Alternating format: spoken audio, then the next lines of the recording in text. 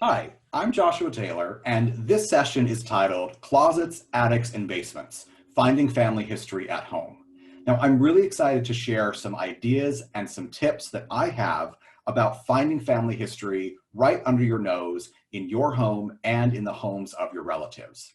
Now, as a professional genealogist, I spend a lot of time looking in repositories, libraries, and archives and courthouses for family history materials. But the truth is, there's a lot of family history items that might be sitting in your own home. It just requires a keen eye and, most importantly, that you take some time to ask questions about the items that you've always seen on grandma's bookshelf. The truth is, those items could have an incredible significance to your grandparents, and they might even hold clues to more of your family's story. So, let's dive in and learn about closets, attics, and basements, how we can find family history at home. First, we should remember that family history very often starts at home. When you think of the house itself and the place that it serves as a gathering point for relatives, this example is one of the homes of my ancestors, John Burroughs. Now, the home is still standing, and it was built in 1729. How do I know that? Because John literally carved the initials at the top of his fireplace to mark his home. Now, the home is currently not owned by a member of the Burroughs family. It's owned by someone else, but it stands as an example of John and the legacy that he left in the fact that he actually left his mark, so to speak, at home. So sometimes the information about our family history, there's more of it available at home than we might necessarily think. As we begin, please remember that this is a sampling of ideas. This is meant to inspire and to get you thinking about approaches that you might take to finding family history at home. It's important that we remain respectful of privacy and also of the possessions that our relatives might have. Certain things have more emotional ties than others do. Everyone's different. So keep that in mind as you start looking through different objects, recalling memories, and sharing stories. Also, this list is incomplete. It is a list of examples and potential ideas, again, to help inspire you to look for family history at home, but it's not a complete list. You'll probably think of things that you know of or that you know friends or other relatives have that can help with family history that's sitting in their own home. Now, some general tips in approaching family history research at home. One is to make sure that you're spending the time to look for markings and inscriptions and other notations on specific pieces of information. Maybe it's a letter or a photograph. You want to have an idea of why that item is significant and what markings might have been made as it's been passed along from year to year and from person to person. Also, the physical location of an item, its placement in a house, can often be important. Sometimes there might be a magnificent portrait of a relative right in the front room or in the entryway of a family home. Other times there might be file folders full of photographs that are stuffed in drawers or different file cabinets, or there might be a box of things that belong to so-and-so that are sitting up in the attic. The placement can be important because sometimes it can have some detection to how attached a person might be to an item or to the story, but also it's very possible some of the materials might have been long forgotten, and when you find them, you'll help to jog the memory of those who live in the home, and they'll be able to fill in some of the gaps for you. And so, the third thing to remember is to embrace the unexpected. You will absolutely find things as part of this journey that you don't necessarily expect. And last but certainly not least, remember that finding family history at home is a process, not just one step. We often say that you start family history by looking around your house. The truth is that step never ends. It's a process that continues. As you find more relatives, as you learn more stories, you'll begin to understand more of the objects that might be in different homes of your relatives, and that's why it's a process and not just a single step. Now, let's start off with an item that many of us have in our families. We treasure them, and that is the family photographs. Some photographs are very formal. Other photographs are very candid. Sometimes the more candid photographs don't always end up on the wall and aren't always talked about. those photographs can have some great memories and share terrific information that's related to your family history.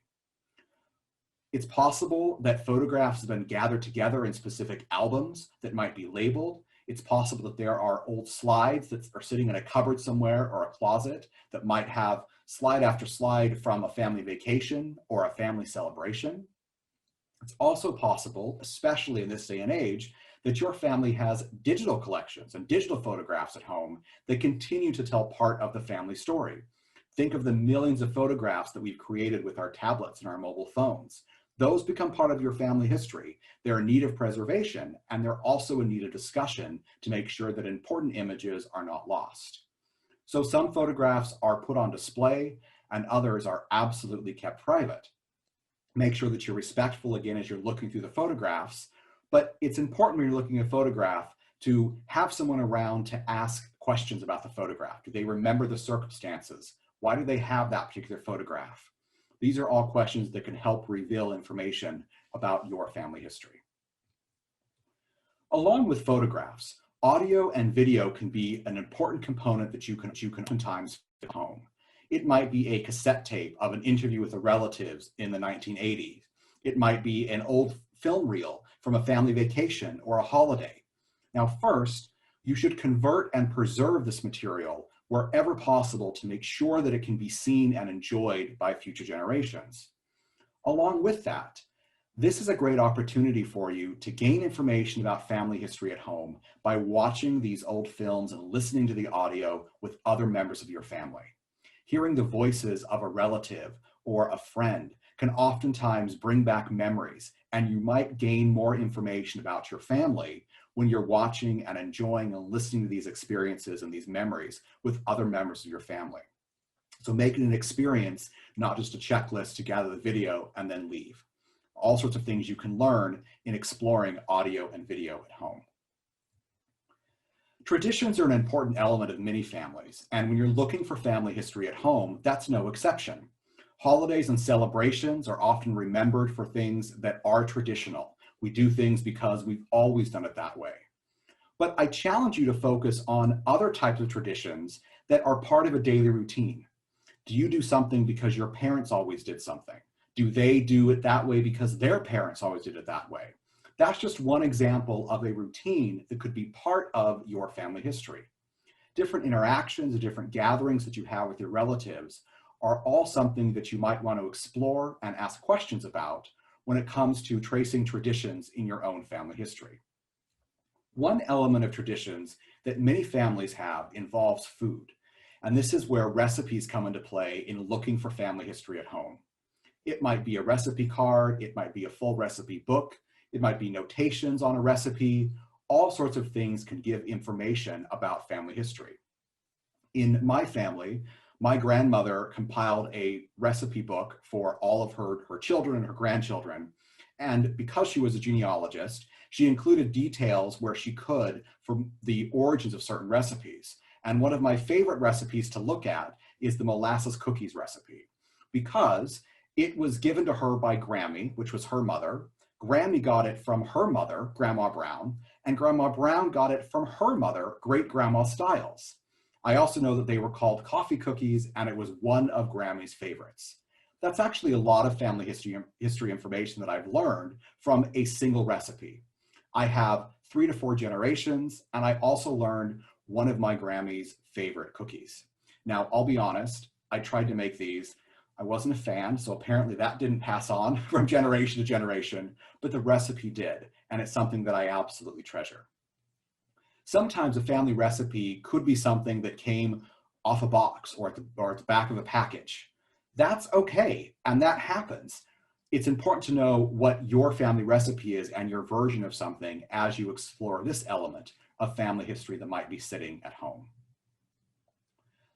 Another object that you might find around the house are scrapbooks. Now, scrapbooks can be things that are a bit more involved than just a photograph album.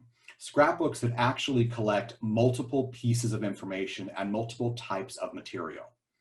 Each item in a scrapbook is incredibly important because you have to look at it collectively and also individually. Why did the person choose to pair that newspaper article, for example, with those two photographs and that lock of hair or that pressed flower? Those are examples of where diving the scrapbook can be important. And it's really, really nice if you can spend time asking questions about the scrapbook with the person who created it or someone who's always had it in their family. And this is where baby and wedding books come into play, and we should always ask ourselves why. Why was that scrapbook created in the first place? And what memories might it hold? And what clues could be there that can help me in my own family history? Along with scrapbooks, we also should consider the physical books that might sit in a home. Now, genealogists seem to love books. We love books that are full of genealogies and local histories and all sorts of materials. But any subject can actually provide a clue to a family story or to a relationship if it happens to have an inscription or something inside the book that helps you to learn more about that person. So sometimes the front page of a book or the inscription when it was given as a gift or when someone purchased it and they wanted to remember where they got the book or who gave it to them, that can be a clue to a much larger story and a much larger relationship. It might include details about names, locations, dates, and of course, how someone might interact and be related to someone else. Look for inscriptions in different books, search for various markings that might have been made within the book itself, and always make sure to leaf through pages for bookmarks, pressings, and other materials that might be stuck in that particular book because it was treasured and part of a person's individual life and their story.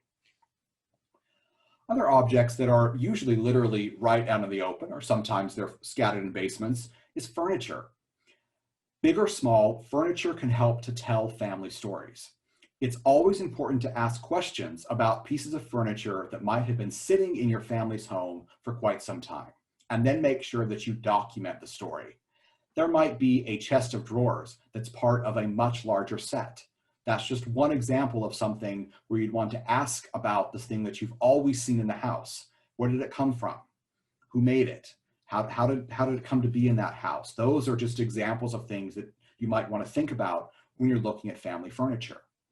In my own family, if you remember Great-Grandma Stiles from the molasses cookie recipe, Great-Grandma Stiles was married in Illinois and then moved to Idaho with her husband and her young family.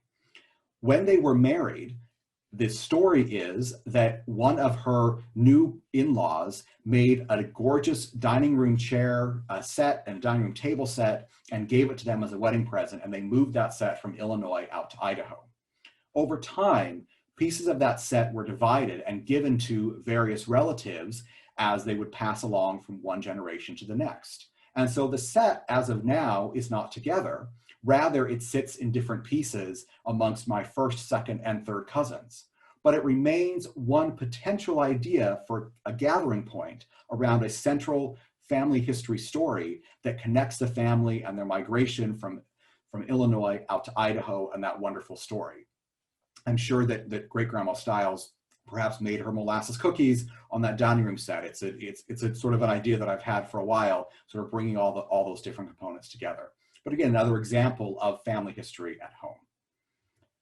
Other things that you might find at home include religious mementos. Things like family Bibles and prayer cards, jewelry, and other wearables can all be things that have significance that might tell family stories. Rings and earrings and necklaces, all of these things that might be passed from one person to the next. Ask for the story behind the ring or the necklace that your grandmother always wears to gain more information about that story. You might learn a little bit about family history, and at the very least, you'll learn more about her life and what she was living through. Besides religious mementos and other items, letters themselves can be very important when you're looking for family history at home. Both old and new letters, whether it's an email written five days ago or 5 years ago, or whether it's a letter written in 1851 that's been held on to by your family. Sometimes letters might include daily correspondence that just update family members on what's happening. Sometimes they might be written specifically to gather genealogical or historical information. You might not have both sides of someone's correspondence, but at least you might have one side of it where you can help to document and to bring together information about that family story.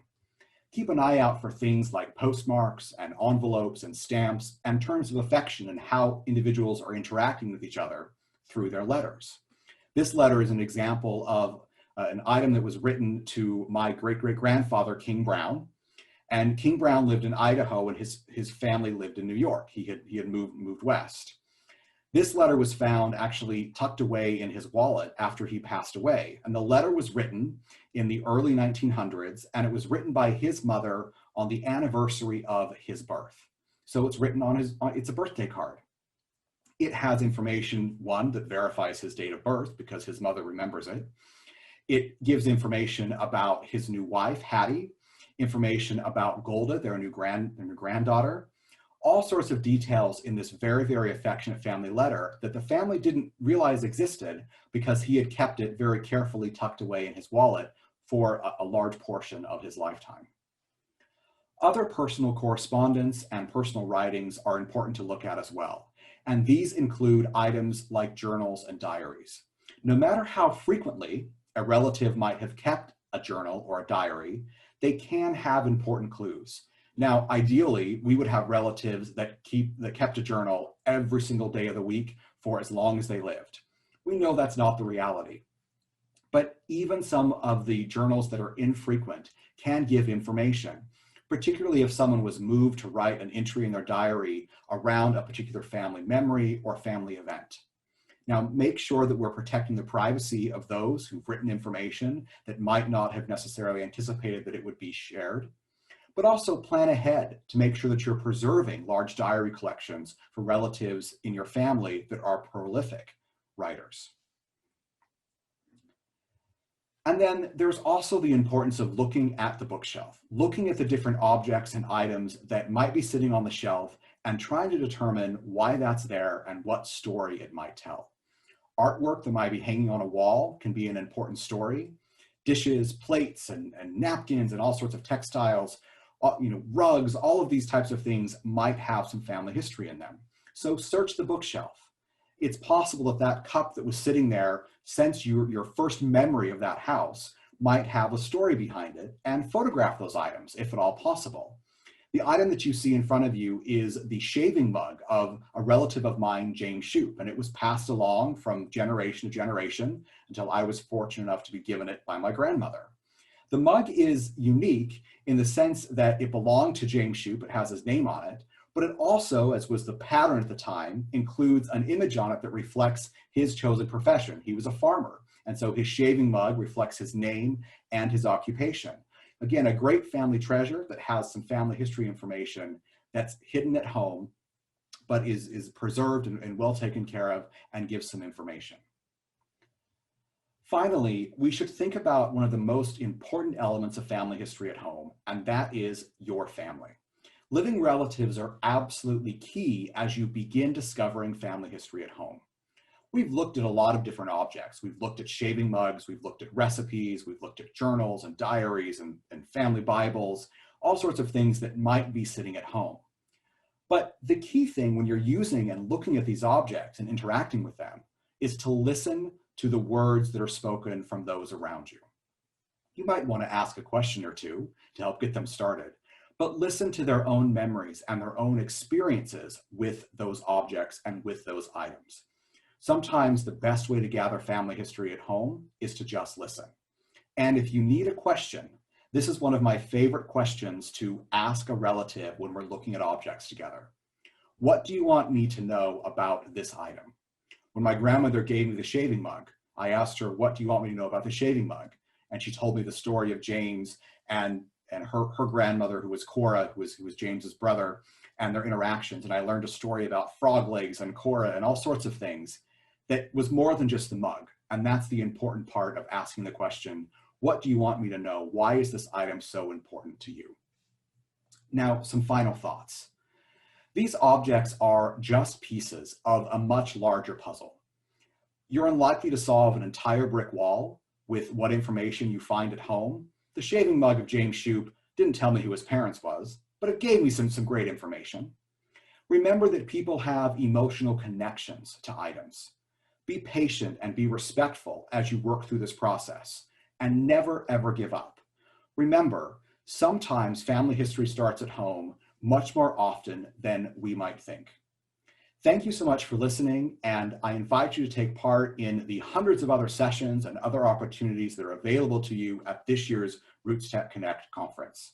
I'm Joshua Taylor again, and this has been Closets, Attics, and Basements, Finding Family History at Home. Happy hunting.